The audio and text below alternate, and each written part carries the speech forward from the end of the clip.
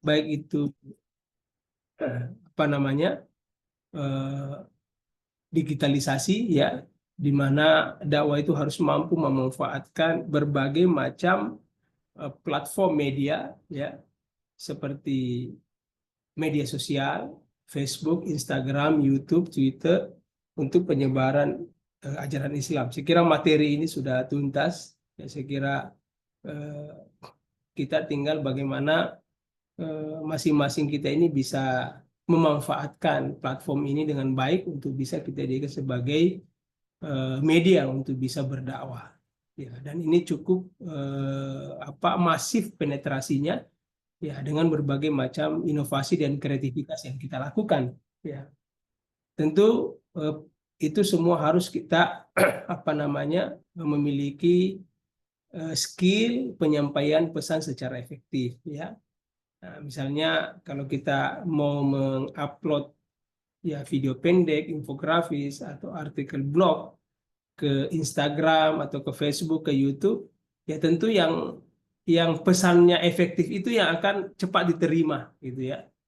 Tapi kalau pesannya tidak hanya mengirim foto, tidak ada keterangan gitu ya, atau tidak ada sesuatu yang bisa memberi insight, tidak bisa memberikan daya daya motivasi, itu juga akan ditinggalkan ya, karena sekarang ini kompetisinya luar biasa. Kemudian tantangan dakwah yang lain adalah perubahan sosial dan budaya ya, at-taghyirul ijtimai was-saqafi ya.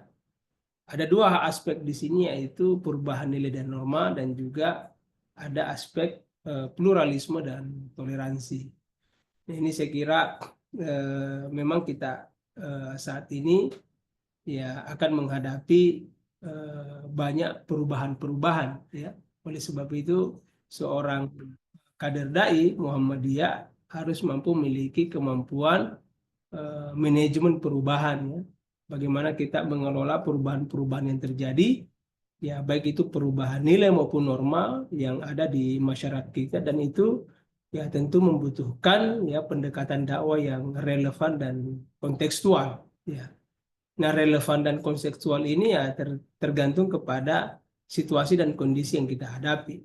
Nah, seperti tadi kalau kita lihat video itu, ya ada banyak tantangan yang dihadapi dai ya untuk bisa melakukan perubahan nilai dan norma di masyarakat itu.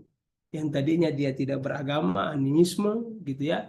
Kemudian tadinya mereka kesariannya itu bercampur tanpa adanya etika yang bisa kita terima ya secara syar'i gitu ya. Eh, dan lain sebagainya, yang kemudian itu dalam waktu beberapa tahun itu bisa dirubah.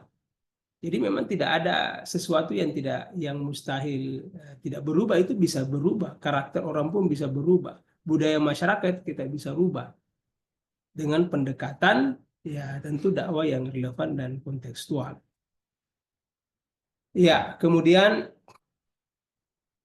ada pandangan ya Ketua Umum Pimpinan Pusat Muhammadiyah itu Ustaz Haidar Nasir sendiri menyampaikan bahwa dakwah harus lebih berorientasi pada konstruktif ya, pembangunan dan konstruktif, daripada kita ya sering melakukan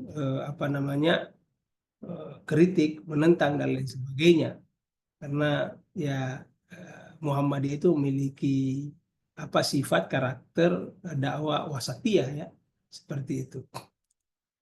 Kemudian tantangan yang lain adalah terkait masalah al-fahmu wal ma'rifatu diniyah. Ya, banyak di antara kalangan ya kalangan muda kita yang masih memiliki pemahaman dan pengetahuan agama, khususnya literasi agama, itu yang terbatas, sehingga perlu kita bantu untuk meningkatkan literasi agama di kalangan masyarakat, khususnya para generasi muda kita yang memang saat ini sekarang sedang diserang oleh berbagai macam budaya ya, ya budaya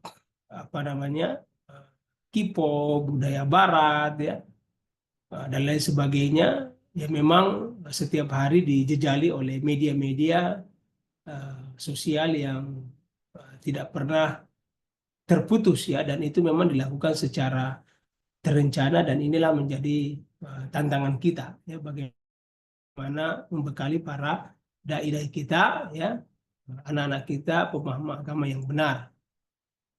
Kemudian juga selain itu adalah isu-isu global ya, al-qadaya al-alamiyah ya, meningkatnya radikalisme dan ekstremisme ya, di mana dakwah harus mampu memberikan pemahaman yang benar tentang ajaran Islam dan bagaimana menanggulangi paham-paham radikal yang menyesatkan.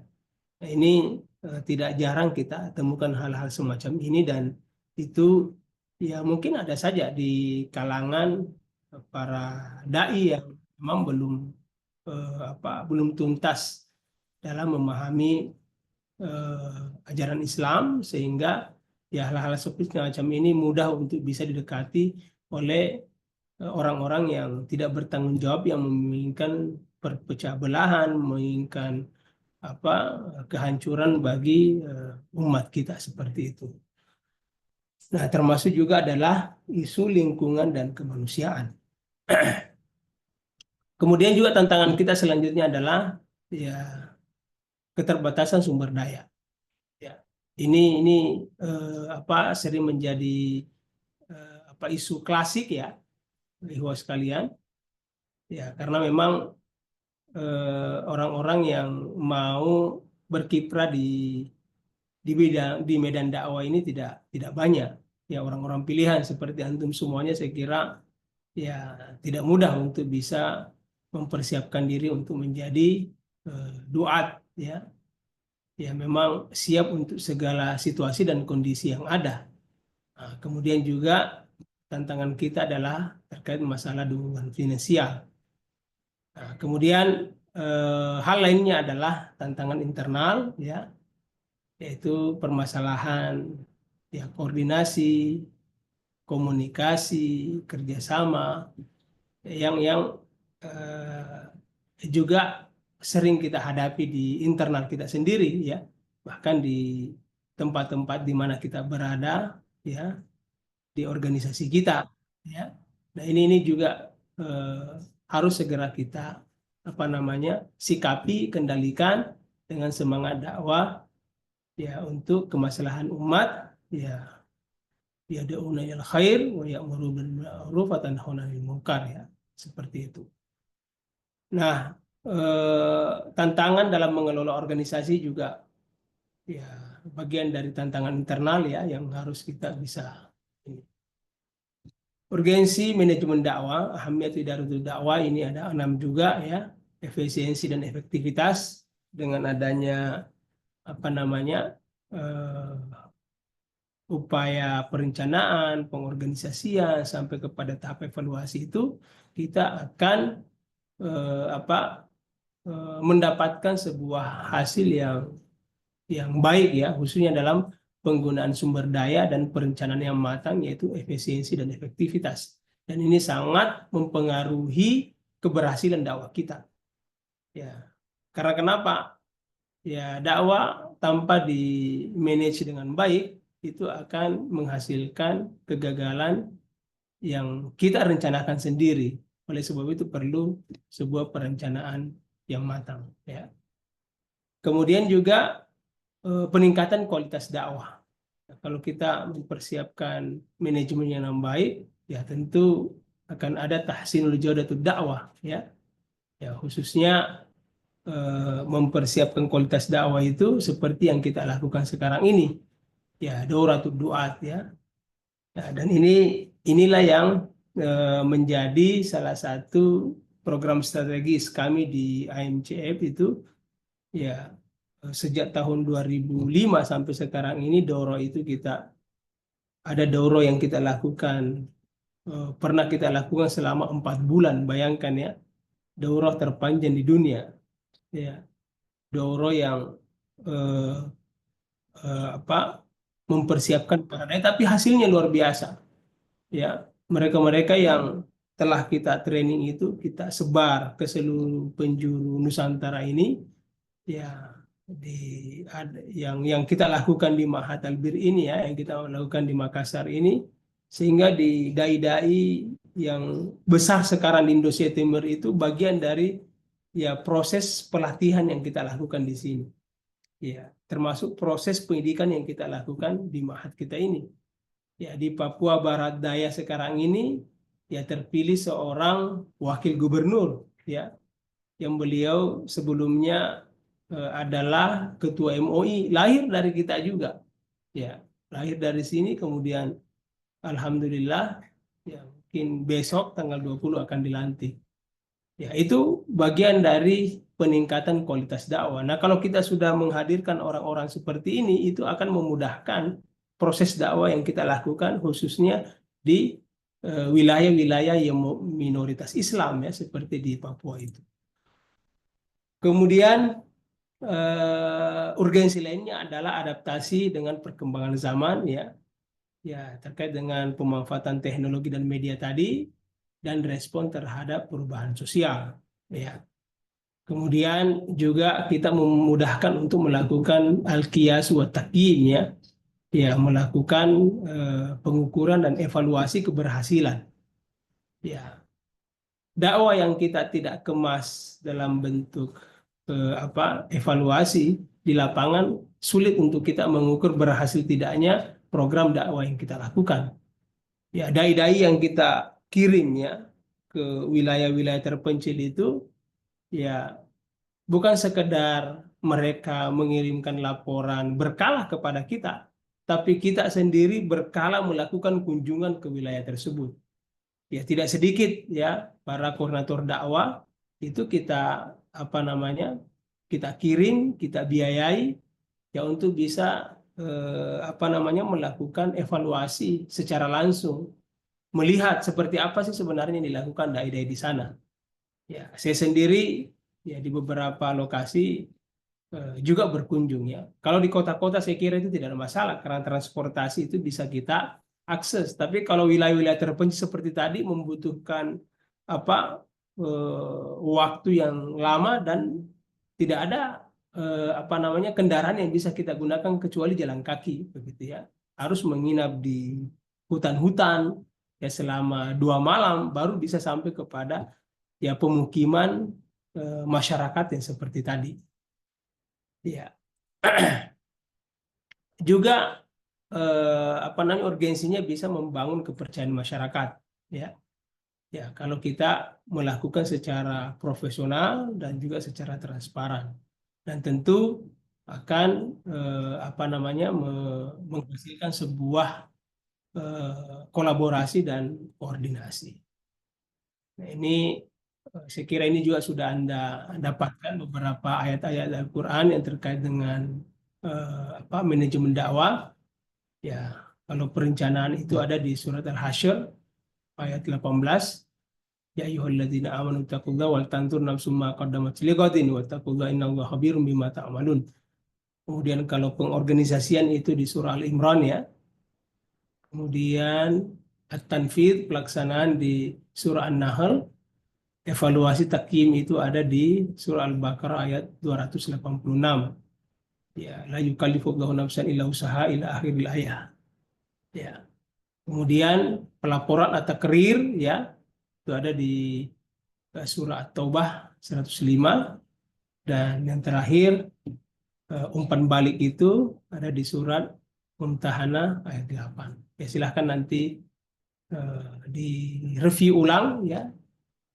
Namun ini hanya sebagai penguatan dan inilah dasar kita, ruh perjuangan kita melalui ya, motivasi dari ayat-ayat yang disebutkan dalam Al-Quran. Kemudian ini saya kira penting ya, tahapan manajemen dakwah. Kenapa kita bisa sukses dalam melakukan dakwah? Karena kita mempersiapkan tahapan-tahapannya secara terorganisir dan sistematis. Nah, oleh sebab itu kita memerlukan marahilu idaratud dakwah. Yang pertama adalah perencanaan planning. Ya. Ada 2 aspek di sini yang perlu kita lihat, ikhwah sekalian. Yang pertama, ya penetapan tujuan al-hadaf. Apa tujuan? Ya, tujuan dakwah kita untuk apa ini? Ya, kalau hanya sekedarnya saja, ya kita akan menghasilkan sekedarnya saja. Tapi kalau kita menargetkan kita dalam 5 tahun ke depan, ya, kita ingin membangun komunitas dakwah di Morowali Utara, tepatnya suku Wana, dan kita akan melakukan proses pengislaman ini. Nah, itu spesifik, ya.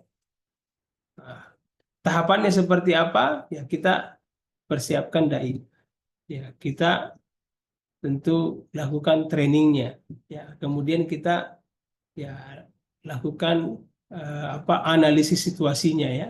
Itu menganalisis kondisi internal dan eksternal, termasuk memahami lingkungan sosial yang ada di sana. Ya, jadi kita perlu melakukan pemetaan. Nanti di peta dakwah lebih khusus kita akan bahas itu. Kemudian juga penentuan strategi, ya, menyusun strategi dakwah yang sesuai dengan tujuan dan situasi yang telah dianalisis tadi. Ya, jadi sebelum kita sampai ke lokasi yang akan kita tuju, misalnya di komunitas pedalaman, di komunitas suku terasing seperti itu tadi, ya kita ya menyusun strateginya gitu loh, ya, dan kita diskusikan, ya, kita buat langkah-langkahnya seperti apa, melihat apa kekuatannya, apa kelemahannya, apa kesempatan yang bisa kita peroleh, dan apa ancaman yang memungkinkan itu bisa kita hadapi. Ya. Salah satu ancaman yang yang kita hadapi itu adalah bagaimana ya penolakan masyarakat, ya, penolakan masyarakat hadirnya dai-dai kita di sana. Tidak sedikit dai kita juga yang mundur, ya, yang tidak mampu menghadapi situasi seperti itu, ya, karena persiapan mentalnya tidak siap, begitu, ya. Nah, itu juga perlu kita lakukan. Kemudian pengorganisasiannya, ya, khususnya di sini pada aspek pembagian tugas, penetapan struktur, dan koordinasi, ya.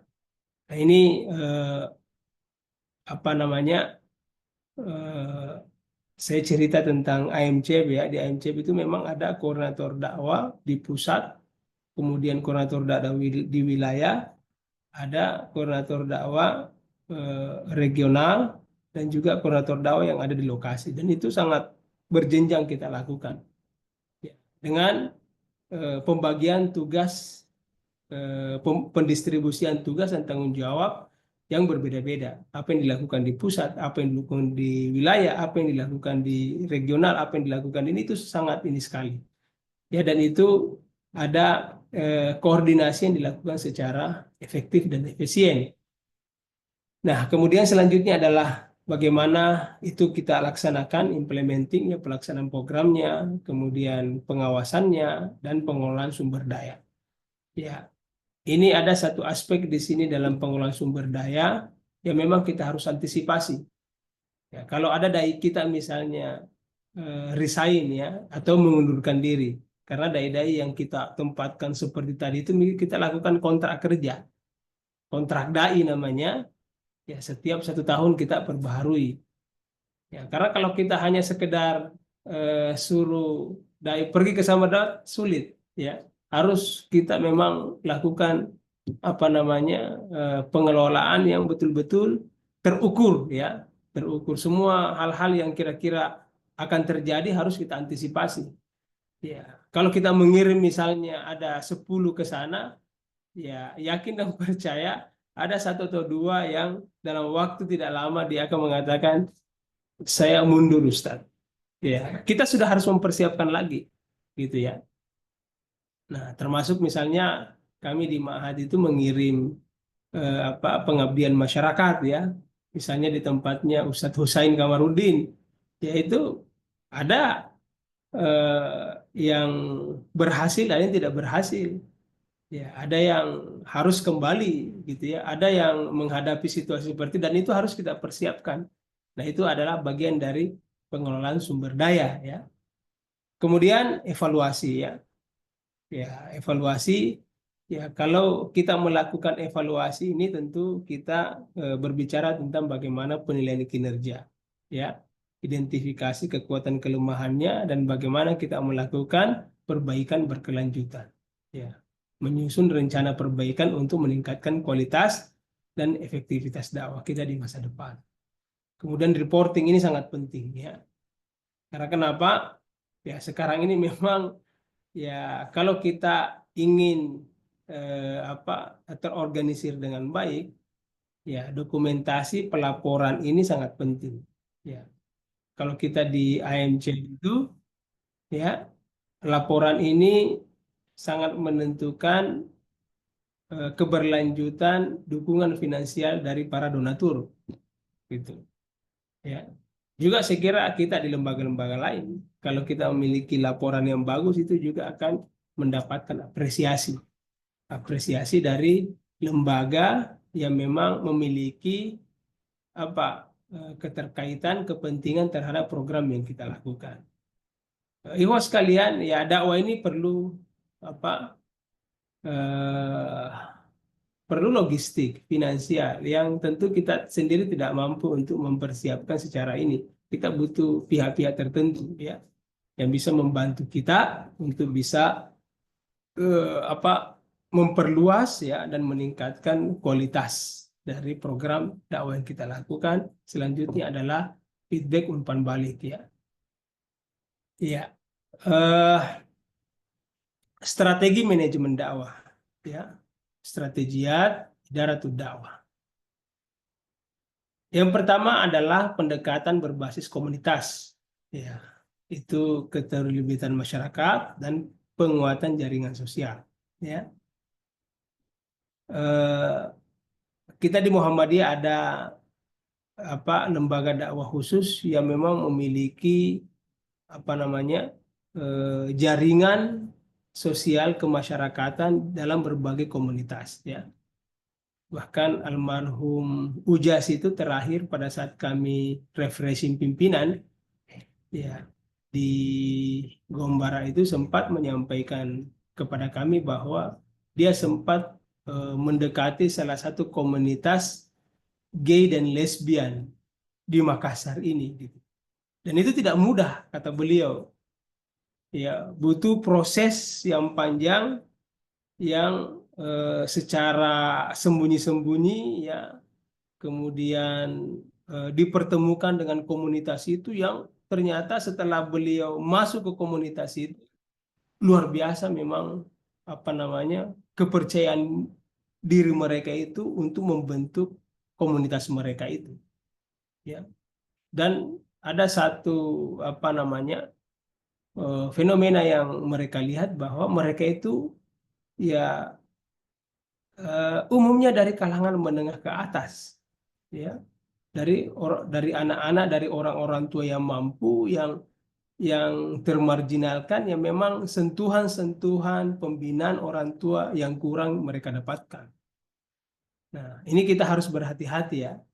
Ya, jangan sampai ada anak-anak kita, saudara-saudara kita yang memang sentuhan pembinaan tarbiyatul aulad di keluarga kita tidak dilakukan dengan baik, sehingga mereka mencari jalan sendiri untuk mendapat apa? Ya kasih sayang, ya rasa cinta dari orang lain. Ya mungkin dia mendapat rasa cinta dari sesama jenisnya sehingga ter, terlibat hubungan emosional sehingga dia merasa nyaman dengan sesama jenisnya. Dan itu kata beliau di beberapa kampus-kampus itu ada. Mudah-mudahan di Unismu ini tidak ada ya. Ya komunitas-komunitas yang memang eh, dan sekarang ini ada upaya mereka untuk terang-terangan, apalagi di beberapa negara-negara itu, termasuk di Thailand itu negaranya sudah menghalalkan ya, sudah meresmikan boleh menikah dengan sesama jenis. Nah banyak saya kira komunitas-komunitas yang bisa menjadi target dakwah kita ya, tentu dengan pendekatan dakwah yang kita lakukan ya berbasis komunitas. Salah satunya tadi juga itu video itu adalah salah satu pendekatan dakwah berbasis komunitas masyarakat terasing ya. Nah, itu juga kita lakukan. Kemudian teknologi saya kira ya sudah beberapa kali kita ini dan pelatihan dan pengembangan kader dakwah oke ya. Kita juga di Muhammadiyah sudah rutin melakukan pelatihan-pelatihan seperti ini ya. Kemudian pendekatan multikultural. Oke. Nah, Ikhwas sekalian, ya ini saya kutip dari apa yang dikemukakan oleh Ketua PP Muhammadiyah, Profesor Dr. Haidar Nasir, bahwa karakter dakwah Muhammadiyah itu ada 9 yang saya catat, ya. Berpaham Islam berkemajuan, bermisi dakwah dan tajdid pembaharuan, ya. Kemudian berideologi moderat, ya. Bersistem organisasi modern dan jaringan luas, beramal usaha yang berkeunggulan di oleh amal, berperan aktif memajukan umat dan bangsa, berwawasan kebangsaan, berkarakter tidak berpolitik praktis dan dapat menjadi teladan. Ya. Nah, ini ya karakter sifat dakwah Muhammadiyah ini tentu harus kita miliki semuanya. Ya, dalam rangka apa? Ya, mampu ya memiliki strategi dakwah seperti tadi dan juga melaksanakan tahapan-tahapan dakwah yang kita harapkan bisa apa namanya masif kita lakukan di masyarakat. Nah, kemudian ya, ikhwas sekalian, saya akan berapa menit lagi, Ustadz Arinal? Iya, Ustaz. Saya ini sedikit lagi ya, Iya, Ustaz. 10 menit lah tentang peta dakwah ini, Haritatud Dakwah. Mas Ya. masih bisa, Ustaz. Masih sampai jam 10 jadwalnya, Ustaz. Oke, insya Allah. Dengan sesi tanya jawab beberapa pertanyaan, Ustaz. Oke. Nah, tentu ada kaitan yang sangat erat antara idaratud dakwah dan kharitatud dakwah, ya, manajemen dakwah dan juga peta dakwah. Apa kaitannya? Ya, ya, jadi kalau kita ingin apa melakukan perencanaan, pengorganisasian, pelaksanaan dan lain sebagainya, itu juga kita membutuhkan sebuah instrumen, ya, atau sebuah alat yang bisa kita gunakan untuk memahami dan menganalisis kondisi dan kebutuhan dakwah ya dalam suatu komunitas atau wilayah tertentu. Ya, di mana ikhwas sekalian, peta dakwah ini nanti akan membantu dalam merancang strategi dakwah kita. Ya, jadi eh, peta dakwah ini sebagai wasilah, ya, ya, musaadah, ya, yang membantu kita dalam merancang sebuah strategi dakwah yang lebih efektif dan efisien dengan mempertimbangkan berbagai faktor, ya, mempertimbangkan berbagai aspek. Di antaranya adalah demografi, budaya, sosial, agama, ya, keamanan, ya, ekonomi dari sebuah masyarakat yang menjadi target dakwah kita. Ya. Nah, peta dakwah ini memang selalu menjadi permasalahan klasik di kalangan para apa namanya pemerhati dakwah, ya, praktisi dakwah yang ada di berbagai lembaga dakwah kita di Indonesia. Karena setiap orang memiliki mengklaim bahwa ya peta dakwahnya seperti ini. Tapi itu kita kesulitan untuk bisa ya menganalisis seperti apa sih sebenarnya wujud dari peta dakwah yang apa namanya yang kita miliki di Muhammadiyah sendiri, ya. Ya, kalau misalnya saya kepimpinan wilayah Muhammadiyah atau ke PDM, ya kita tanya gimana sih peta dakwah yang ada di PWM ini, bagaimana polanya, seperti apa caranya, bagaimana gambarannya, apa semua, itu masih sulit untuk bisa menjawab pertanyaan itu. Padahal ya kita sudah memiliki perangkat apa organisasi yang berjenjang sampai daerah, hanya saja memang tidak ada yang apa yang mau betul-betul concern terhadap penyiapan peta dakwah ini. Nah, oleh sebab itu saya ingin menunjukkan salah satu upaya yang dilakukan oleh IMCEP ini, dan ini sudah di beberapa daerah sudah kita presentasikan, ya. Ya, dan ini dibuat langsung oleh salah satu founder IMCEP itu yang beliau bukan orang Indonesia, ya, tapi orang yang bermukim di Uni Emirat Arab, seorang pengusaha yang kemudian mempersiapkan waktunya secara serius untuk bisa melakukan klasifikasi peta dakwah berdasarkan data. Nah, ini ya, berdasarkan data yang tersedia di apa Dinas Kependudukan Dukcapil, ya, catatan sipil yang ada di Indonesia. Jadi itu beliau lakukan untuk bisa menghadirkan sebuah pola yang memudahkan kita untuk bisa menempatkan dai. Ini kan sekarang ini kita menempatkan dai-dai itu, ya, secara random. Siapa yang butuh ini? Padahal apakah tepat sasaran nggak kita menempatkan dai di wilayah tersebut? Ya, misalnya di tempatnya Ustadz Hussein Kamarudin. Ya, kami pernah mengirimkan dai itu kurang lebih hampir 80 dai mungkin kerjasama dengan pemerintah daerah Enrekang, ya.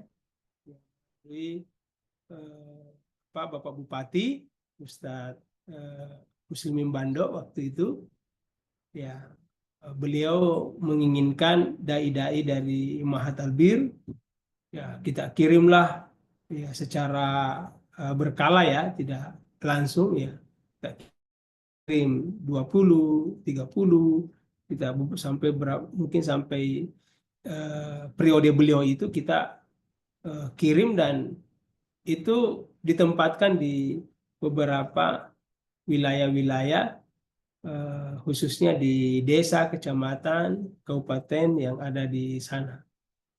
Nah, pada saat kami menyampaikan program ini kepada founder kita ini, ya, dia mengatakan itu terlalu apa terlalu banyak kita mengirimkan dai kita di satu kabupaten dengan jumlah dai sekian, padahal itu bisa, kalau dengan jumlah misalnya sampai 80 dai itu sebenarnya kalau kita mau melakukan penyebaran dai secara efektif efisien, jangan di satu kabupaten saja. Ya, mungkin eh, ada yang dibawa ke Toraja, ada dibawa ke Mamasa, ada dibawa ke Sidrap, ada dibawa ke Pindrang, ada. Jadi, nah ini, ya, beliau itu menyampaikan seperti itu supaya apa? Pemerataan dai dan juga target sasarannya itu bisa tepat dan efektif, ya. Nah, karena ini kemarin memang permasalahan kesiapan pemerintah daerah sendiri, dan pemerintah daerah itulah yang memiliki inovasi dan kreativitas untuk bisa menghadirkan dai, itulah yang kita bantu. Tapi kalau sebenarnya kita memang memiliki kapasitas untuk bisa mengirim dengan persiapan finansial yang ini, saya kira jauh lebih efektif kalau kita melakukan pemetaan dan pemerataan di wilayah-wilayah yang sangat membutuhkan. Nah, bagaimana strategi yang dilakukan itu adalah, ya, ada beberapa cara yang dilakukan, yaitu analisis demografi, analisis sosial budaya, analisis kebutuhan dakwahnya, analisis potensi dan tantangannya, dan pengelompokan wilayah. Ini semua dilakukan, ya. Tujuannya apa? Merencanakan strategi dakwah, membantu dalam merumuskan strategi dakwah yang sesuai dengan kondisi dan kebutuhan masyarakat, ya. Ya, kalau misalnya di satu daerah sudah ada dai di sana, ya, apalagi di kota-kota besar, ya nggak perlu lagi kirim ke sana. Jangan karena keinginan kita, padahal sebenarnya itu bukan dari kebutuhan masyarakat, hanya keinginan kita misalnya sebagai tokoh di situ, ya. Kemudian masih ada beberapa tempat-tempat yang lain yang membutuhkan dai, ya, khususnya di wilayah-wilayah yang belum tersentuh oleh dakwah Muhammadiyah misalnya, seperti itu. Perlu kita tujuannya. Kemudian mengoptimalkan sumber daya, ya, pemanfaatan sumber daya yang ada secara efektif dan efisien. Ya, eh, apa namanya? sumber daya ini memang kalau kita lihat sekarang ini banyak, khususnya menghadapi bulan suci Ramadan ya. Ya, sekarang ini kami di surat yang masuk ke kami itu banyak sekali. Mau di sini sampai dari luar Sulsel itu kebutuhan dai luar biasa banyaknya ya. Nah, optimalisasinya ini perlu kita kelola dengan baik ya. Dan juga menanyakan seperti apa program-program dakwah nanti akan dilakukan oleh dai-dai kita yang dikirim ke wilayah tersebut. Kemudian meningkatkan efektivitas dakwah ya dan memudahkan evaluasi. Nah, ini tujuan dari dakwah.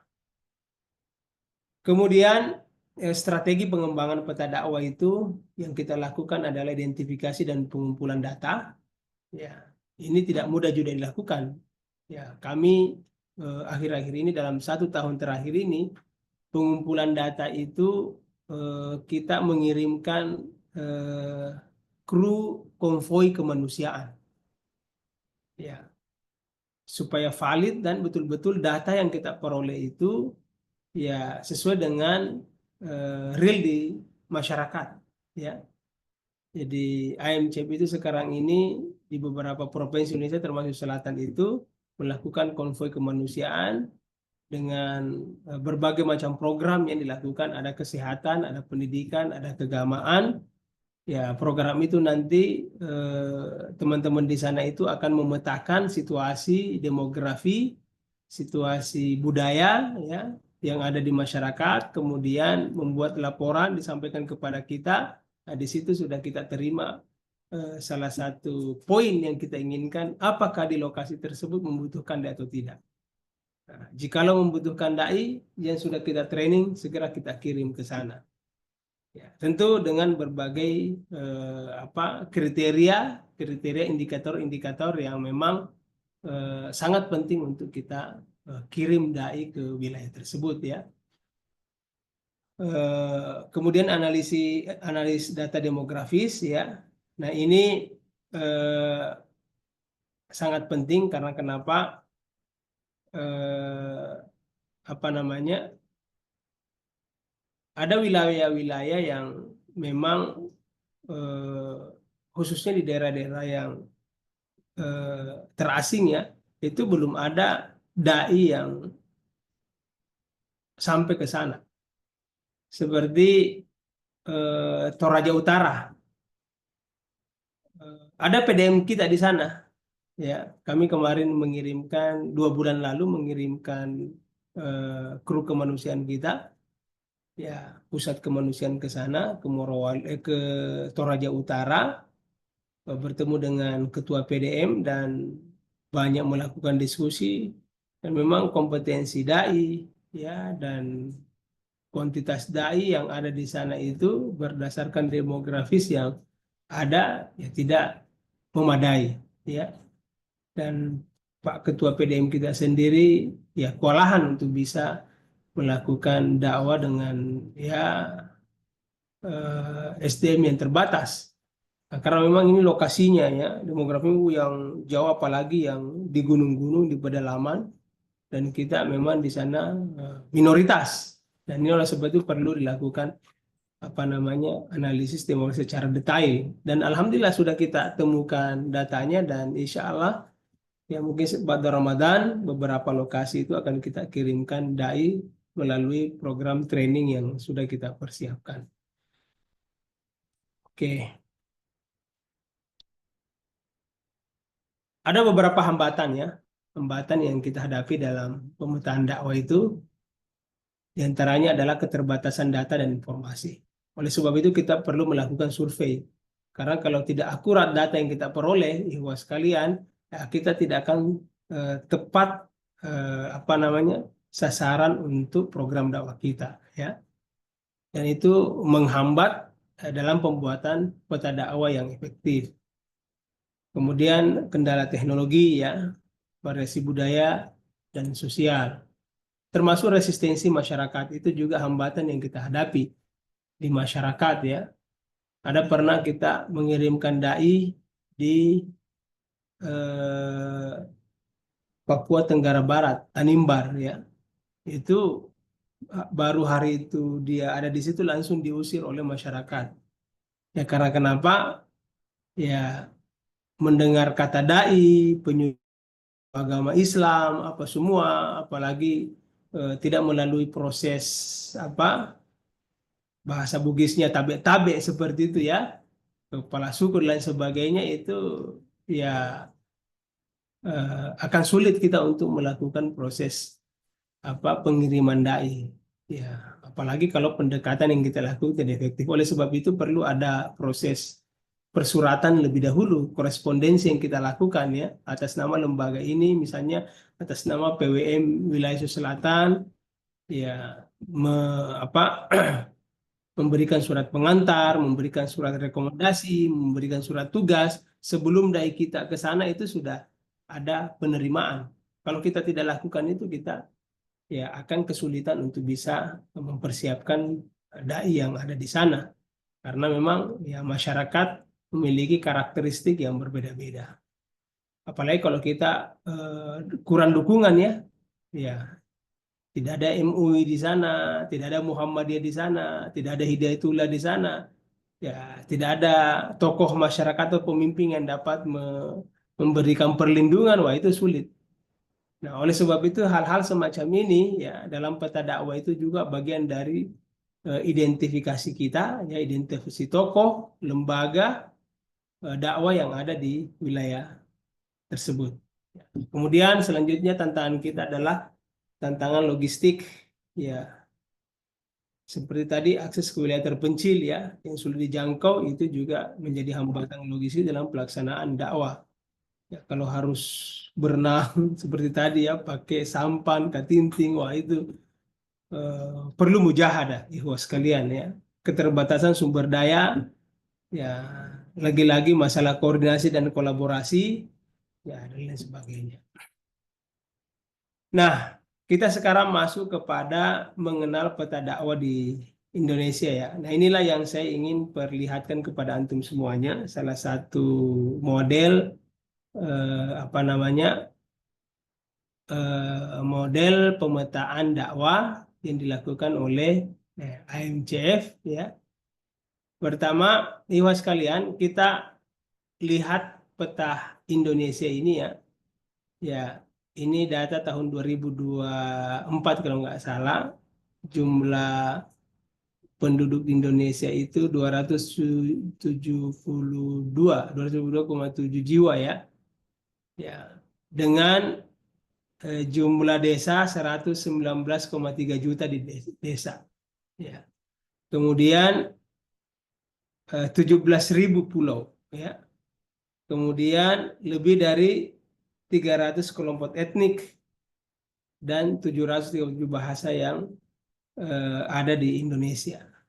Nah, ini adalah potensi yang sangat besar. Ya, ini adalah potensi.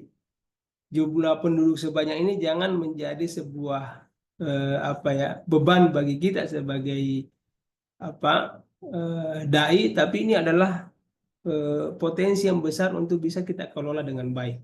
Ya, walaupun dari 207 juta itu hanya 0,sekian% yang bisa kita garap, tapi apa itulah potensi yang dimiliki oleh negara kita untuk bisa kita jadikan sebagai kekuatan ya, kekuatan. Apalagi kita nanti akan mengalami apa namanya itu eh,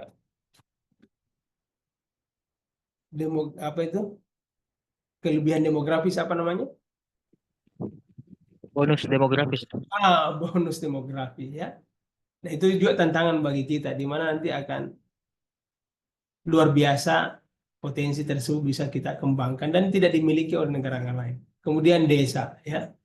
Ini struktur desa luar biasa ya di berbagai macam wilayah di Indonesia ini, dan ini juga bagian potensi di mana ya kita mampu untuk bisa menjangkau wilayah-wilayah tersebut dengan ya kekuatan jamiah yang kita miliki ya di di Muhammadiyah itu sendiri. Nah, yang jadi permasalahan adalah ketersediaan infrastruktur yang kita miliki untuk menjangkau pulau-pulau ini. Ya, AMCEP sekarang ini memiliki kalau nggak salah 8 kapal kemanusiaan ya.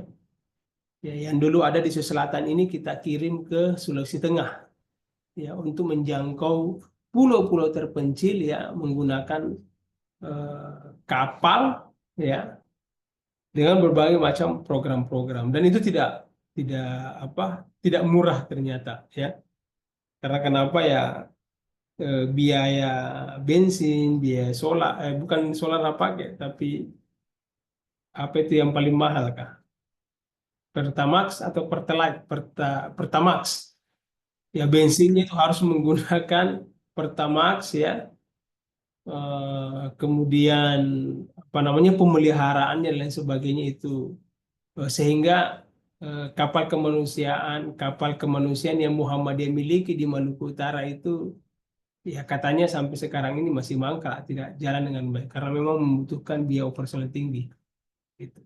Nah ini pun kami di AMCP itu membutuhkan apa namanya biaya operasional yang tinggi sehingga apa namanya supply program untuk di pulau-pulau itu tidak lebih banyak daripada yang ada di daratan. Program pusat kemanusiaan dan kapal kemanusiaan. Nah, ikhwas sekalian ya, eh, kalau kita cermati apa namanya peta ini sekarang kita perhatikan masih berwarna apa ini? Yang mengantuk. Ustadz Jihadul Abror. Kif halukum Ustadz Jihadul Abror? Alhamdulillah bi khair Ustaz. Bi khair, Masya Allah. Ini sekarang petanya terlihat dengan baik nggak? Naam Ustaz. Ya, coba antum kalau melihat peta ini apa bayangan antum?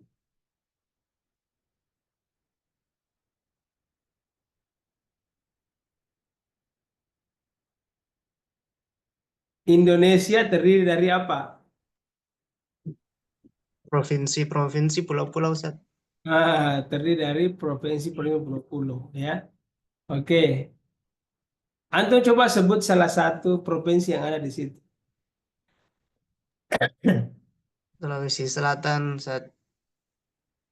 Sulawesi Selatan ya. Ya. Ya, oke. Kemudian apa lagi? Kalimantan Selatan, Jawa Barat, Hmm. Papua. Selain Sulawesi Selatan, di peta ini di mana antum pernah datangi?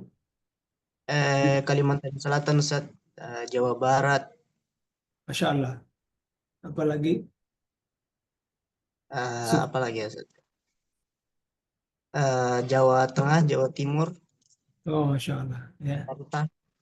iya. Antum dalam melakukan perjalanan antum pernah ini enggak mempelajari bagaimana budaya, demografi, ekonomi, sosial masyarakat yang ada di sana atau hanya sekedar jalan-jalan saja atau berpindah satu tempat ke tempat yang lain. Tentu terasa ini Ustaz kayak perbedaan kultur, apalagi kayak seperti di Bandung contohnya, Hmm. muamalahnya dengan masyarakat setempat yang apa ya kalau dibandingkan dengan Sulawesi sendiri apa ya agak timpang lah kalau Hmm.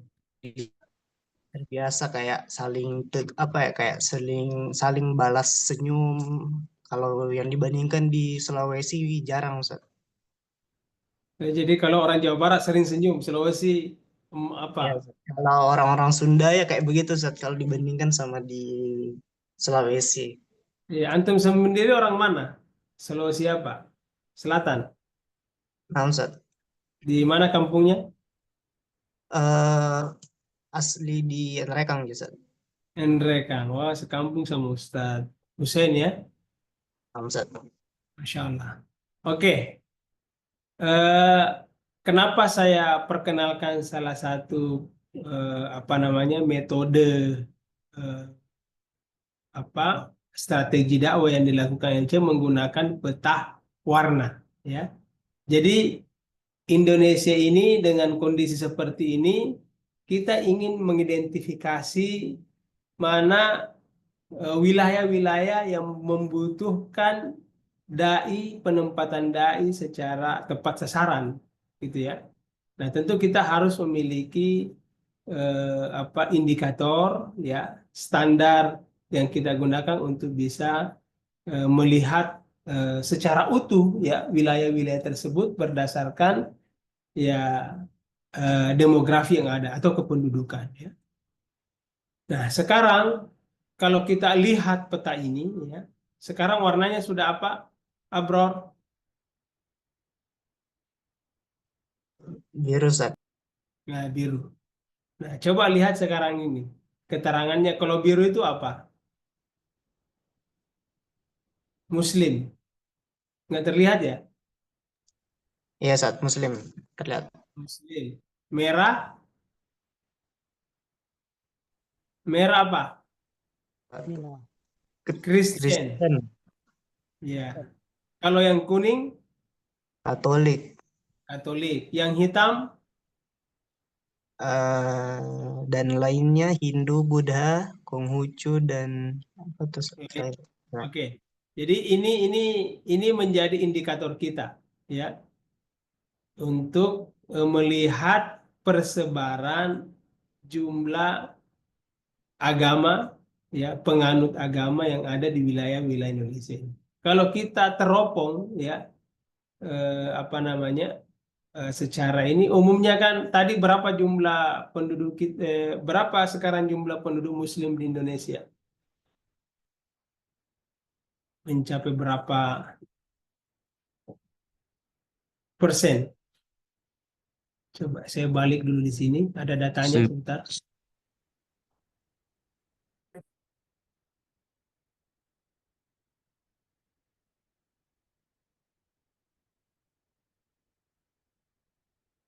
Share.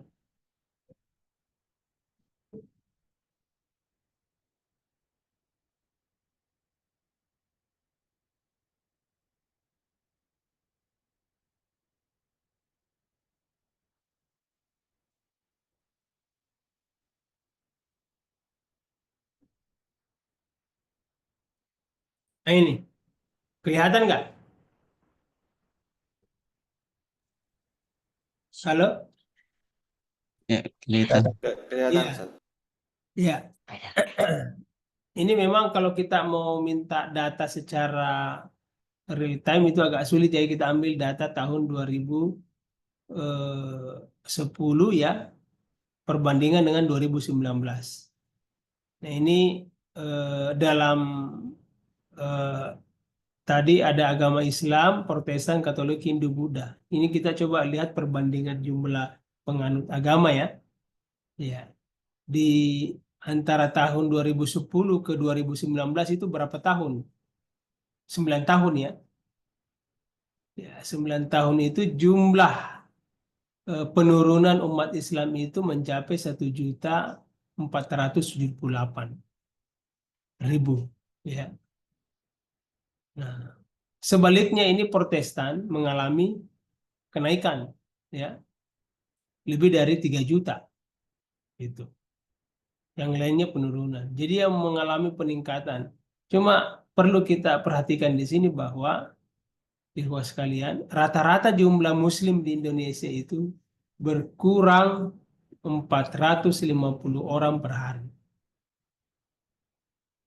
Ini data yang kita peroleh, ya. Nah, kemudian pertanyaannya adalah, ya, di mana akan terjadi perubahan jumlah penduduk Muslim? Pencaraannya ini masih pindah dulu.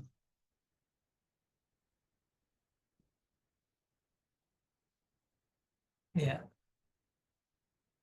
Nah, mungkin sulit untuk bisa kita jawab, ya. Karena pertama, ya kita membutuhkan banyak data untuk bisa kita analisis, ya.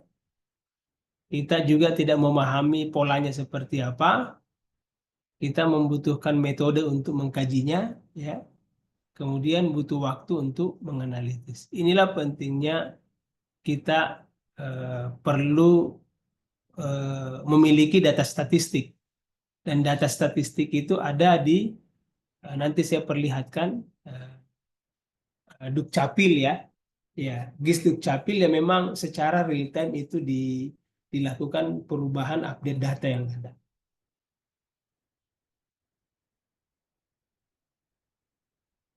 Nah, kemudian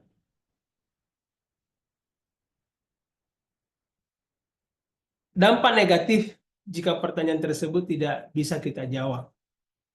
Nah, kita tidak diketahui di mana lokasi pengiriman dai, ya, akan kita lakukan, khusus misalnya di Pedalawan. Dampak dari kerja dakwah tidak optimal, tren penurunan persentase muslim tidak bisa kita tekan. Nah, oleh sebab itu peta warna ini, ya, adalah solusi praktis untuk memudahkan, ya, kita baik di organisasi Muhammadiyah atau organisasi lainnya untuk mengidentifikasi lokasi yang akan terjadi perubahan jumlah penduduk muslim. Nah, ini apa namanya? Ini kalau kita lihat, ya, persebaran jumlah penduduk berdasarkan agama di Indonesia, ya. Nah, kalau kita lihat tadi, kalau warna biru tadi kan muslim, ini masih secara nasional ini. Masih kita lihat, ya, lebih banyak apa di sini kalau kita lihat di sini, Ustaz? Masih muslim, ya, masih biru semua, ya. Ya. Nah,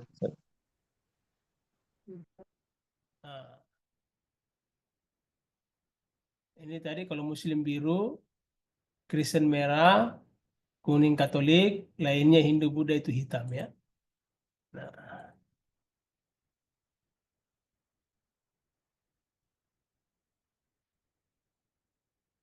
nah, ini yang per kabupaten, ya.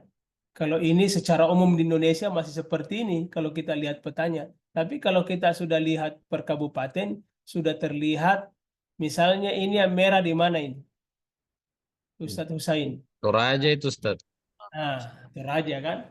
Ini sudah bisa kelihatan. Oh, ini Toraja ini. Ini yang warna sudah ada campuran kuningnya, sudah ada campuran apa namanya, birunya, merahnya seperti ini. Ini, ya, di situ sudah bercampur. Dan di sini sudah bukan Islam yang mayoritas ini. Ini di Sulawesi apa ini? Tengah, ya. Nah, kemudian ini di mana ini? Yang merah ini? Manado, Kelihatan? Ustaz. Manado.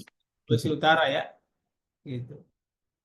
Nah, sekarang ini kalau kita lihat per kabupaten masih agak ini. Tapi kalau kita lihat nanti per apa namanya?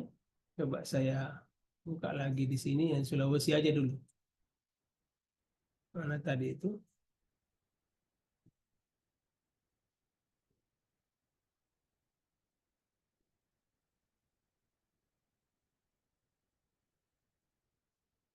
Kabupaten. Nah, sekarang kita lihat, ya, Sulawesi, ya. Ini Sulawesi, peta Sulawesi. Ini Sulawesi Utara tadi. Yang tadi banyak merahnya ini kan masih kita lihat secara nasional. Nah, sekarang kita lihat secara per kabupaten. Nah, ini kabupatennya. Nah, ini. Ini tadi yang disebut Ustadz Husain ini di Toraja ini sudah kelihatan sekali, ya. Nah, sekarang kalau kita lihat lebih dekat lagi kecamatan, ya, akan terlihat lebih banyak lagi ternyata. Ya, banyak wilayah-wilayah yang tadinya kalau kita lihat di kabupaten itu belum terlihat yang mana ininya, setelah kita coba untuk menelisik lagi, banyak wilayah-wilayah yang sudah teridentifikasi dan terdampak kepada penganut agama-agama di luar agama Islam seperti Protestan tadi, Katolik, ya. Nah, dan ini apa namanya? Salah satu cara kita untuk bisa mengidentifikasi di wilayah-wilayah yang terdampak ini, terdampak pengaruh agama-agama lain ini, tentu memang harus kita bisa melakukan penetrasi untuk bisa mengirimkan dai-dai di sini. Ya. Nah, di Toraja tadi itu tentu kita untuk bisa mengakses ke sana kan, untuk melakukan penetrasi apa di sana itu ya ada wilayah-wilayah yang penyangga perbatasan itu ya dai-dai kita bisa masuk ke sana. Walaupun ada dai juga yang kita tempatkan di sana, tapi itu belum belum cukup untuk bisa memberikan pengaruh. Jadi sampai penyebaran agama mereka itu bisa masuk ke wilayah-wilayah yang tadinya Muslim kemudian berubah menjadi merah, itu berbahaya. Nah ini kalau kita lihat desa, ya lebih apa namanya lebih jelas lagi gitu ya, jelas lagi dan apa namanya ini sebenarnya kalau kita pakaikan PDF bisa terlihat sangat jelas ya, dan itu penggunaan data seperti ini kita ambil dari ini. Anda bisa coba, saya buka ya, saya tutup dulu ini, saya buka ini.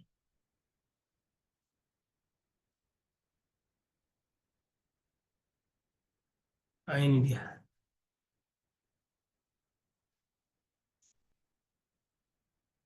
Jadi ini antum semua bisa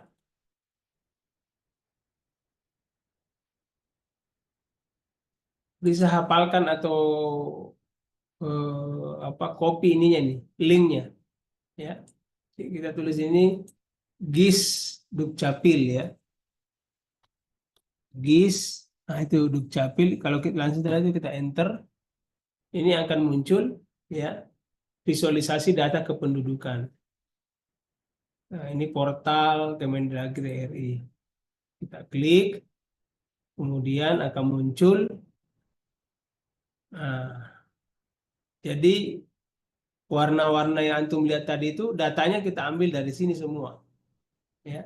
Dan ini butuh orang-orang yang profesional yang bisa melakukan secara serius ya. Tentu membutuhkan big data yang sekarang kita lihat tadi Sulawesi. Di mana Tanah Toraja itu? Toraja. Sekarang kita klik di sini. Ya, muncul ya. Antum sudah lihat? Muncul. Ustadz Arinal? Halo? Iya Ustaz, iya iya Ustaz, muncul Ustaz. Ya, kelihatan. Kita klik di misalnya Kecamatan Makale, Provinsi Selatan, Kabupaten Toraja. Jumlah kelurahannya 17, jumlah desanya 1, jumlah penduduknya 36.000, kakaknya 12.000, ya kan? Nah, nanti di sini terlihat Islamnya 6.000, Kristennya 23.000, Katoliknya ini.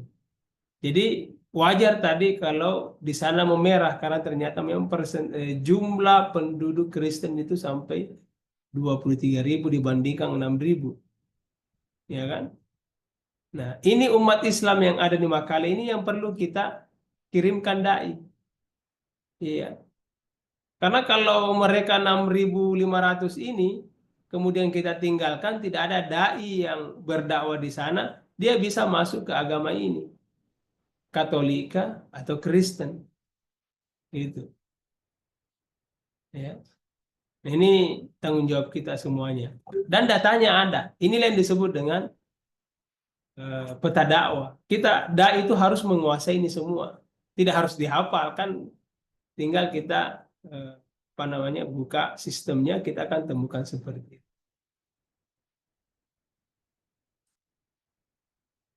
Kemudian di mana lagi? Makale. Ini Makale Utara. lebih banyak lagi ya. Makale Utara itu Kristen 10.000, Islamnya hanya 500. Tadi Makale apa tadi? Ada 6.000, ini tinggal ini. Ini bahaya ini. Ya, kalau kita tidak kirimkan dai yang Islam 502 ini, nanti kesedot ke Kristen semua. Mau nggak kita seperti itu? Tidak bisa, kita harus segera ya bergerak ya untuk bisa membackup ya, walaupun ya mungkin kita apa namanya belum memiliki kesempatan, tapi suatu hari ya kalau kita tidak melakukan gerakan dakwah, ya akhirnya jumlah umat Islam yang kita lihat tadi, hampir setiap hari itu jumlah umat Islam di Indonesia berkurang berapa? 400 sekian, 400. Nah ini nih bahaya bagi kita semuanya.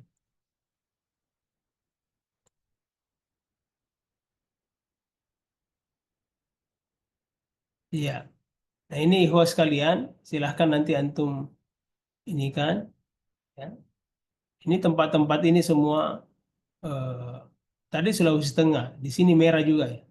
Coba kita lihat di wilayah mana itu yang di Sulawesi Tengah yang di mana, coba di sini Erna, Ratna, di mana Ratna di Sulawesi Tengah yang rawan kristenisasi.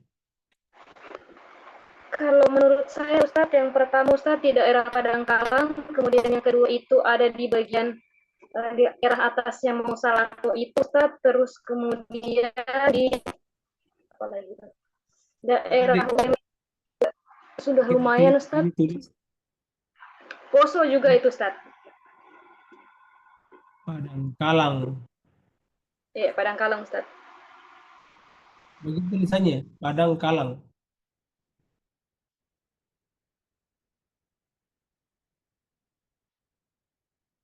Nusa Tenggara Timur, Padangalang. Di daerah mana di sini? Dapatnya itu Ustadz di Morowali Ustadz. Morowali Utara Ustadz biasanya. Iya, Morowali Utara. Utara. Nah.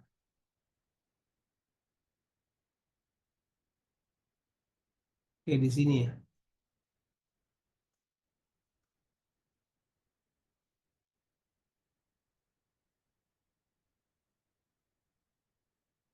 Ini daerah Ampana Tete masih ini.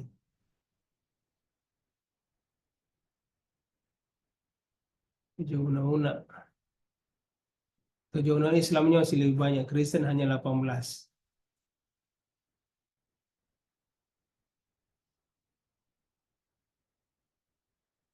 Ini kok nggak terbaca tulisannya ya, nama desanya.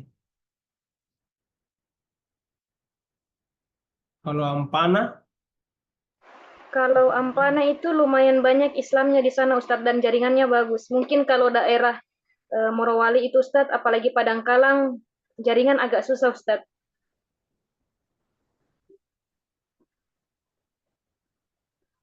iya.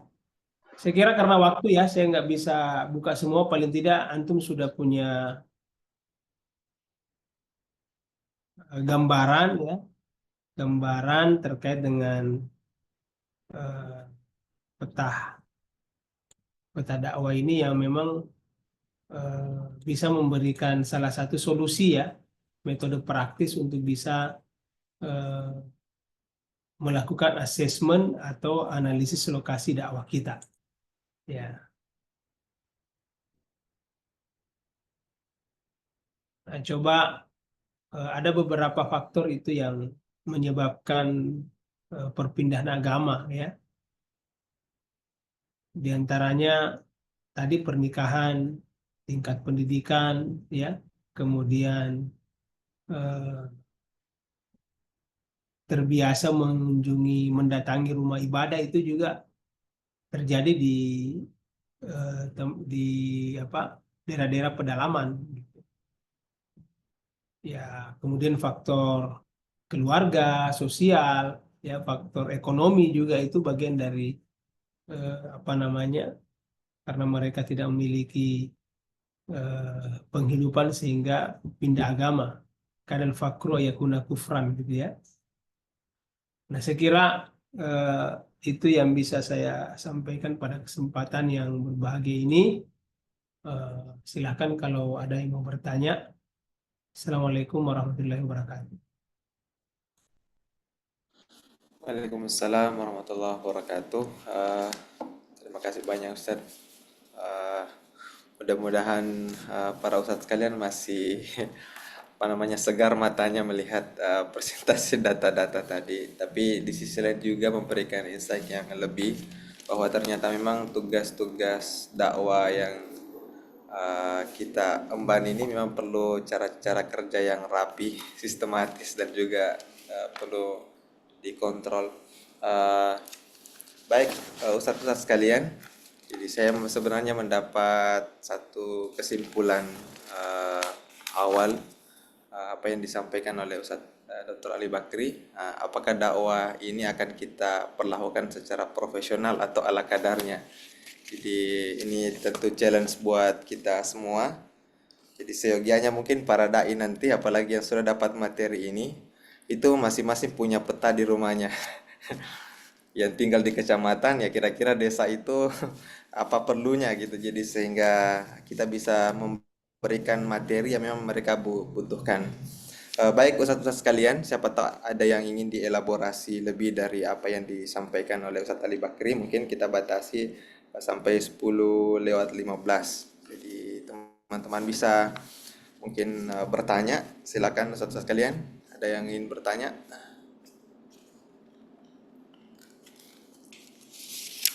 Saya banyak catatan juga ini.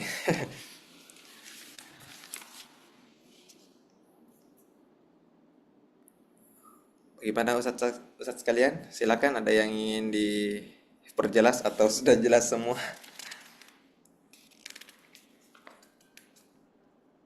Ini dari awal kita sudah mendapat pencerahan yang lebih.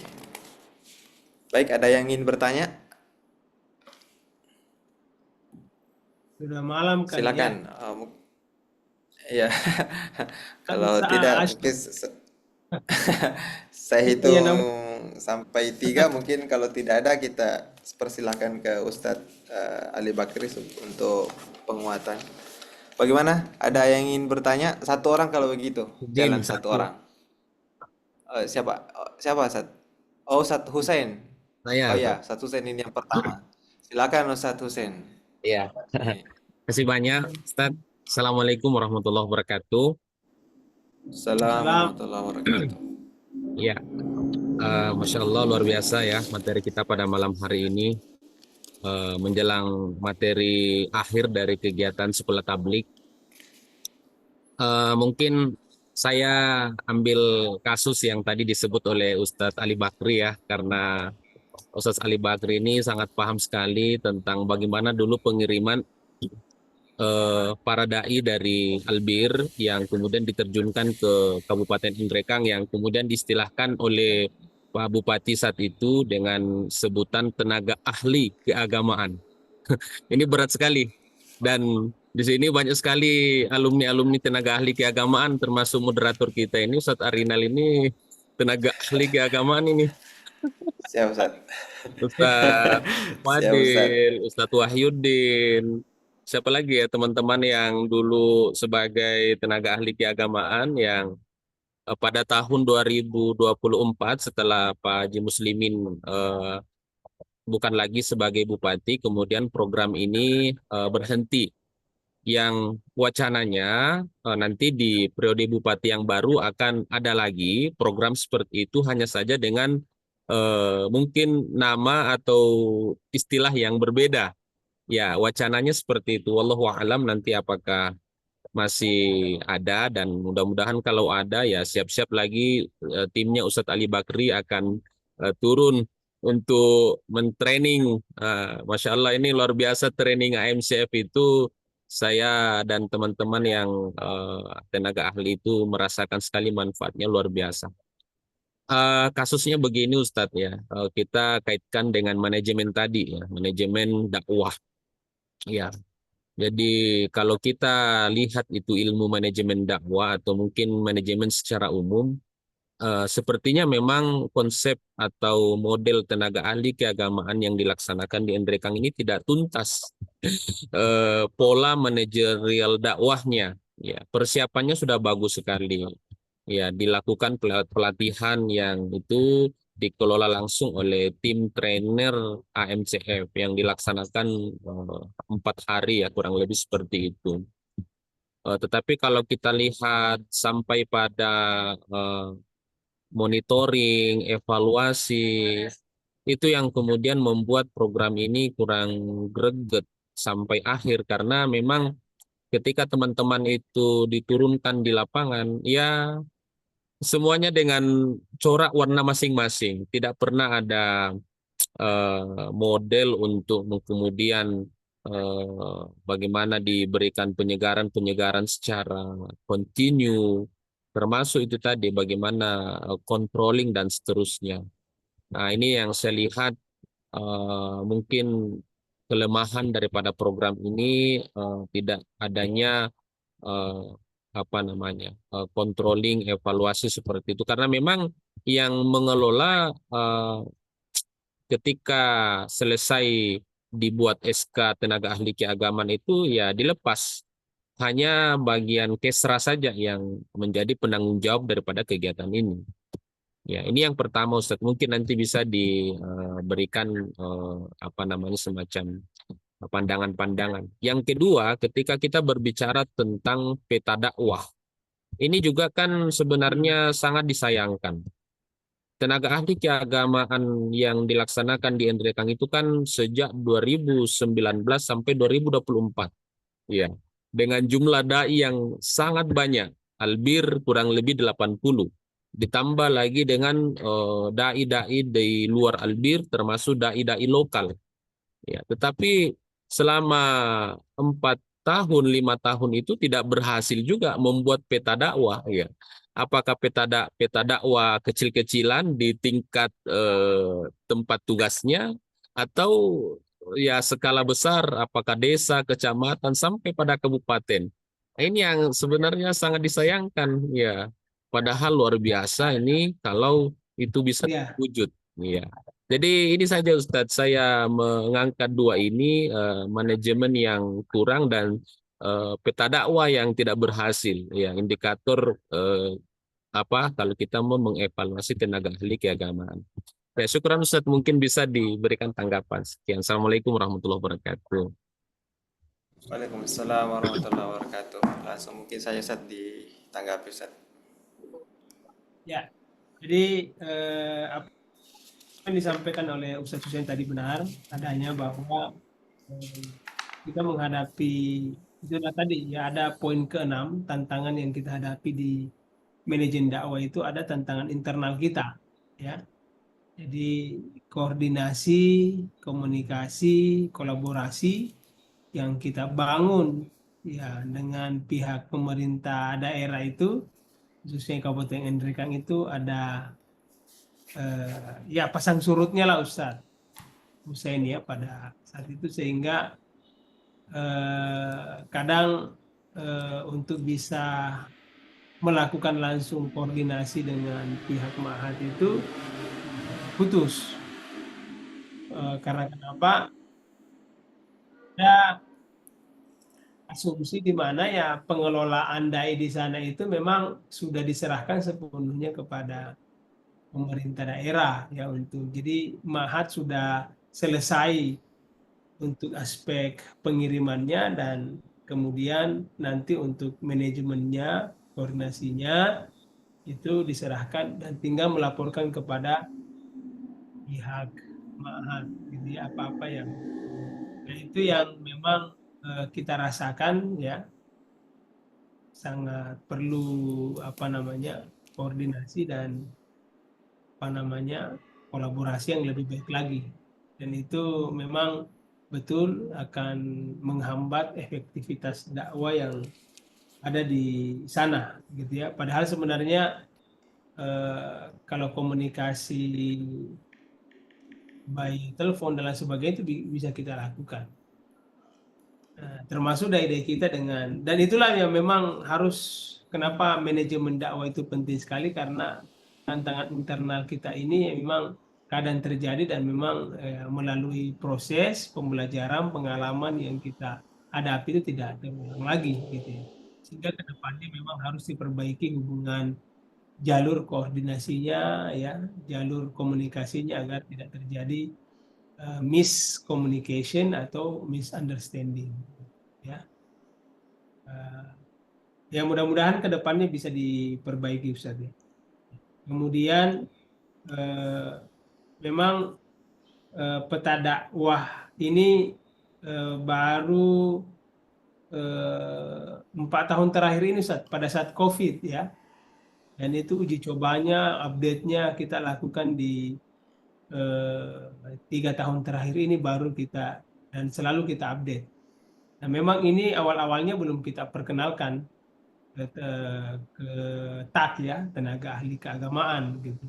Tapi paling tidak mereka itu sudah kita bekali sebenarnya peta dakwah ya, laporan, jadi di mana mereka akan ditempatkan itu bahkan sebelum kita kirim itu kita sudah meminta mereka untuk mempelajari, mengamati, bahkan melakukan penelitian ya, mini research ya tentang ya demografinya Endrekang, baik itu di kecamatan, kelurahan, desa, potensi apa di sana, seperti apa budaya orang di sana, pendidikan dan lain sebagainya. Gitu. Cuma itu tidak mereka tidak mereka bukukan ya, dan tidak ada inisiatif dari pihak pemerintah setempat untuk bisa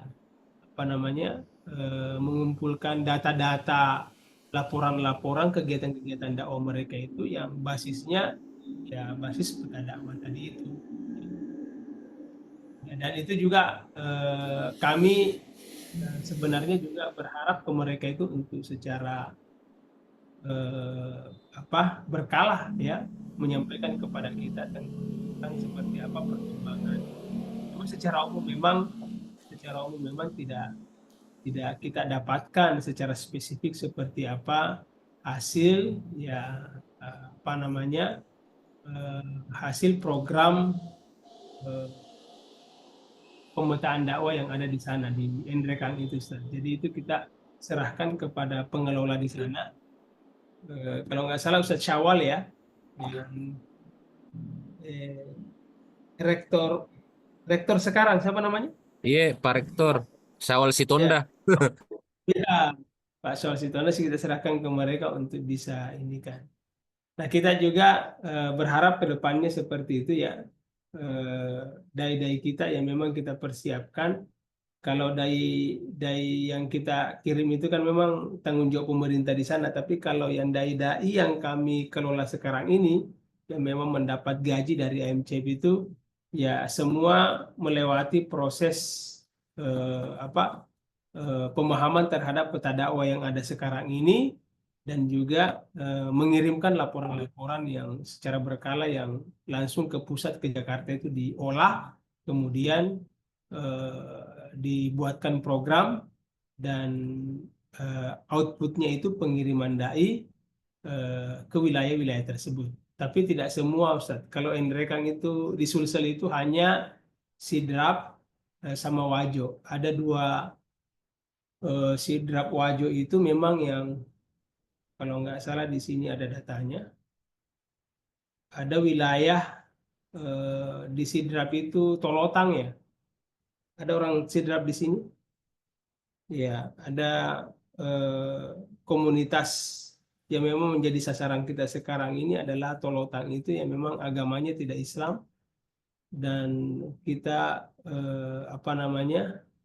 berupaya untuk gerakan mereka itu tidak sampai mempengaruhi umat Islam yang ada di sekitarnya sehingga mengikuti agama mereka gitu loh, karena mereka juga tidak mengakui agamanya Islam, juga tidak mengaku Hindu, tapi ada agama yang mereka yakini, ideologi mereka yakini, dan itu bisa berdampak kepada umat Islam yang ada di wilayah tersebut. Sehingga kita kirimkan kalau nggak salah ada 5-6 dai kita yang memang dibiayai oleh MCM. Di Wajah juga sama, ada 2 kalau nggak salah. Nah, di Sulsel itu ya. Dan dalam waktu dekat ini ya Toraja dan Mamasa juga menjadi target gitu. Enrekang insya Allah Ustaz, dengan adanya tenaga ahli keagamaan yang kita kirim selama ini sudah bagus, dan Enrekang saya kira tingkat religiusitasnya itu sangat tinggi ya, masyarakatnya cukup Islami dan tidak ada wilayah-wilayah di situ yang terdampak ya, terdampak adanya kristenisasi dan lain sebagainya. Hanya saja kita mengantisipasi pengaruh dari Toraja itu dan Mamasa itu saja. Nah, akhir insya Allah Ustaz. Jadi memang kita perlu optimalisasi ya pengembangan peta dakwah ini dan juga manajemen untuk wilayah-wilayah di mana kita berada. Nah, ini data, kami memiliki datanya ini, nanti kalau diinginkan kita tidak berikan secara personal tapi diberikan secara kelembagaan. Misalnya PDM PDM Enrekang membutuhkan peta dakwah ini bisa kita berikan ya. Untuk paling tidak kalau karena di sana tidak banyak dampak dan lain sebagainya, bisa mengantisipasi wilayah-wilayah perbatasan khususnya di Toraja. Ya, itu mungkin Ustaz. Syukran. Baik, Ustadz, makasih banyak Ustadz atas pemaparannya. Mungkin sekalian Ustadz ada penguatan terakhir sebelum kita juga mendengarkan dari Ustadz Nurdin. Kan saya masih ada join Ustadz. Silakan Ustadz.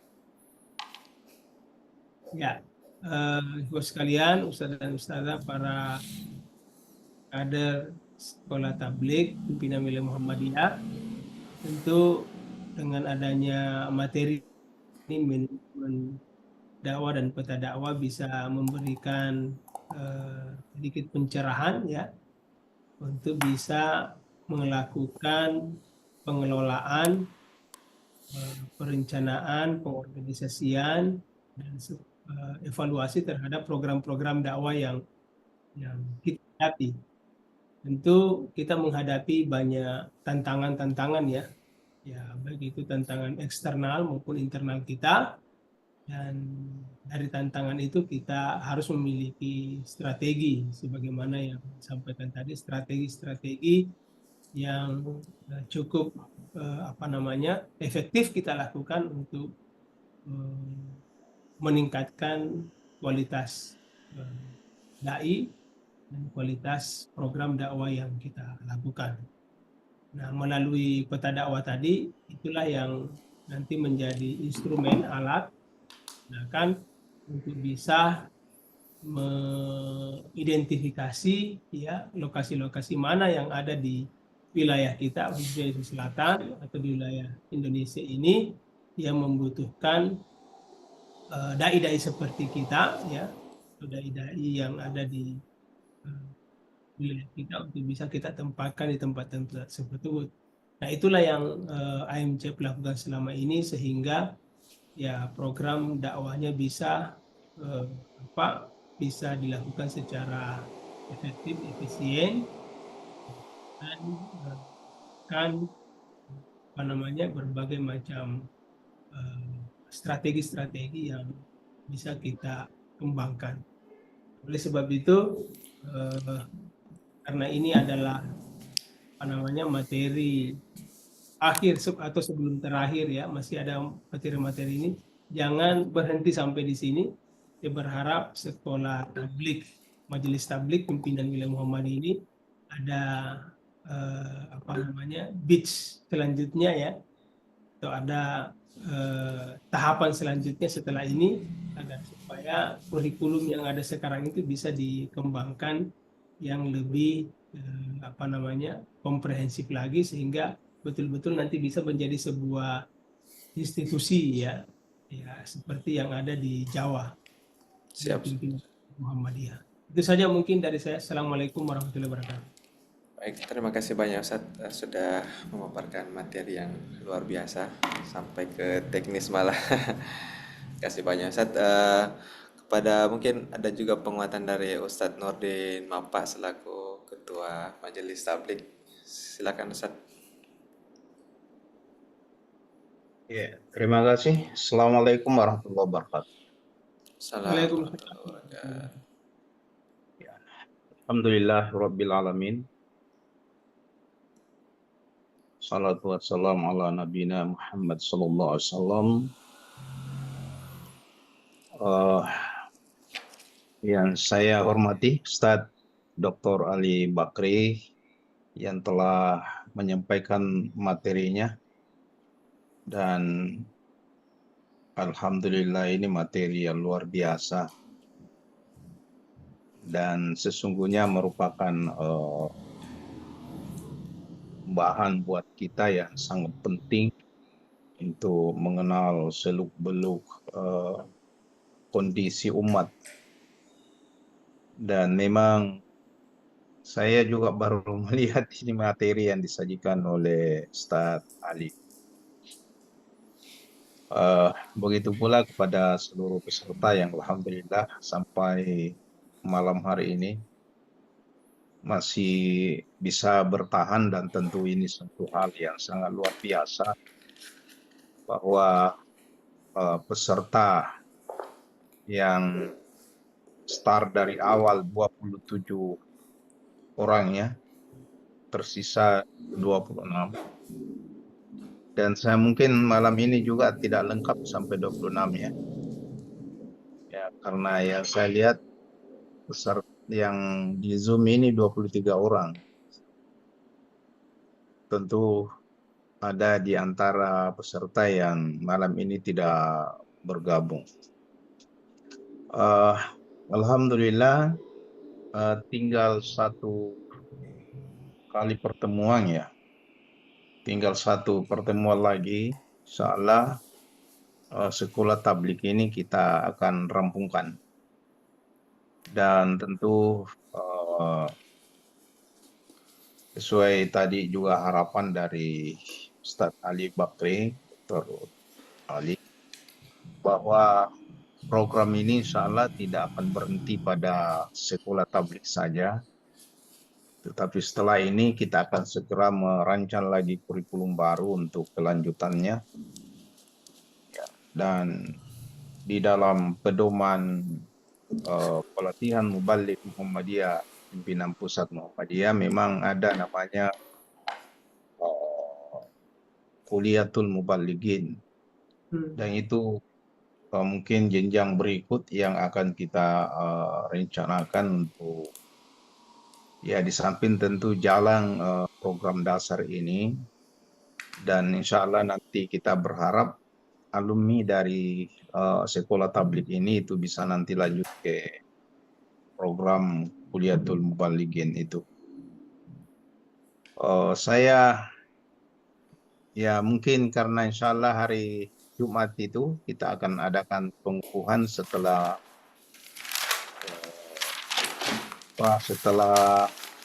evaluasi ya, setelah evaluasi oleh panitia, dan panitia mungkin sudah mempersiapkannya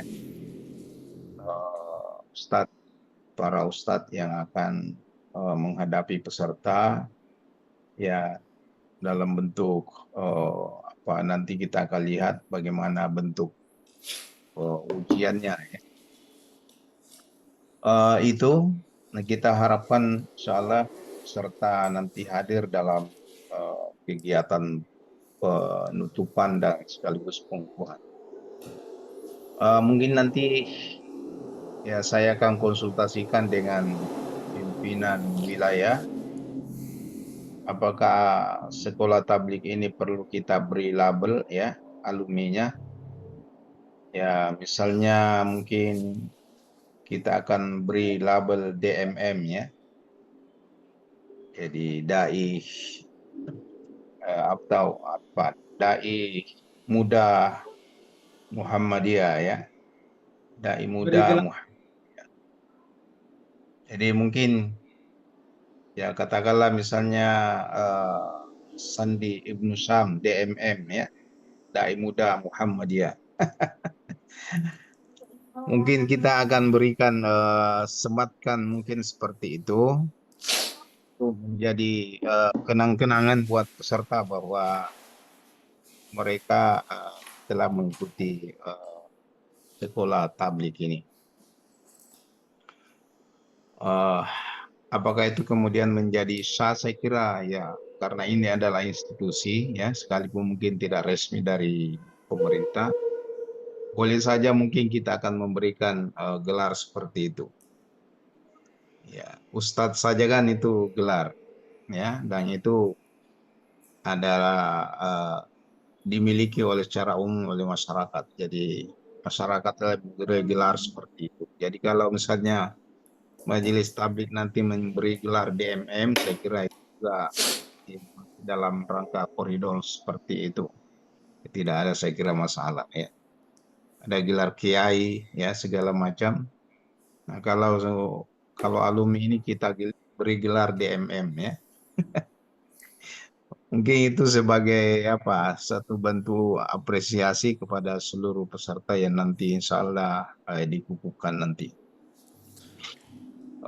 Itu kemudian kita ucapkan terima kasih kepada Dr. Ali Bakri yang telah memaparkan materinya. Dan mungkin Ustadz, programnya itu kalau bisa juga diberikan ke Majelis Tablik ya, sebagai bahan ya, yang bisa mungkin dijadikan sebagai acuan di dalam merancang dakwah ke depan. Insya Allah, Ustaz. Ya. Saya kira itu ya, terima kasih sebelumnya. Begitu pula kepada seluruh peserta, terima kasih masih bersama-sama dengan Majelis Tablik melalui program Sekolah Tablik ini. Saya kira itu saya akhiri. Assalamualaikum warahmatullahi wabarakatuh. Assalamualaikum warahmatullahi wabarakatuh. Terima kasih Ustaz Salam. Nurdin, Dr. Rizal Nurdin Mapa atas penguatan yang diberikan. Mudah-mudahan aspirasi dari Ustadz Ali Bakri juga mudah-mudahan cepat terrealisasi juga Ustadz, karena di Majelis Tablik juga sedang ada aplikasi untuk mengukur kekuatan dakwah kita. Mudah-mudahan itu juga bisa secepatnya bisa kita visualisasikan, apalagi kalau gedung Pusdam sudah jadi insya Allah Ustaz. Untuk para ustadz sekalian, kami ingatkan untuk tugasnya dakwah digital, karena itu juga bukan hanya menjadi amanah pimpinan wilayah, tetapi juga menjadi amanah pimpinan pusat, agar dakwah-dakwah Muhammadiyah yang berkemajuan itu bisa lebih stand out di publik, terutama di media sosial, di media-media kita semua. Demikian, terima kasih banyak Ustadz. Kami ucapkan kepada Ustadz Ali Bakri, Ustadz Nurdin Mapa, dan juga para ustadz sekalian yang bersedia mengikuti sampai akhir. Kita baca doa kafaratul majelis. Subhanakallahumma rabbana bihamdik asyhadu an la ilaha illa anta astaghfiruka wa atubu ilaik. Assalamualaikum warahmatullahi wabarakatuh. Waalaikumsalam.